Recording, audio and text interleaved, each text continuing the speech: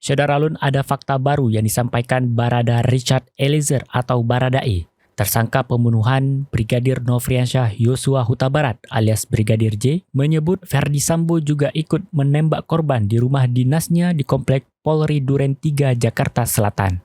Selain itu, Baradae disebut sempat berdoa sebelum melaksanakan perintah Irjen Ferdi Sambo sebelum menembak Brigadir J. Hal ini sekaligus merubah keterangan awal soal skenario Ferdi Sambo. Baradae sendiri saat ini sudah mencabut keterangan awal dan merubah keterangannya dengan sejujur-jujurnya.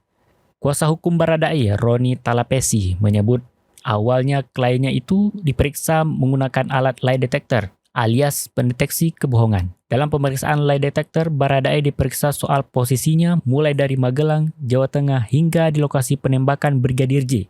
Dalam pemeriksaannya itu, kata Roni, ada hal krusial yang diungkapkan oleh kliennya. Hal itu adalah soal Ferdi Sambo yang juga ikut menembak Brigadir J. Untuk itu, Roni melanjutkan kliennya mencabut keterangan awal dan dilakukan pemeriksaan ulang sebagai tersangka pada Kamis 8 September 2022 kemarin.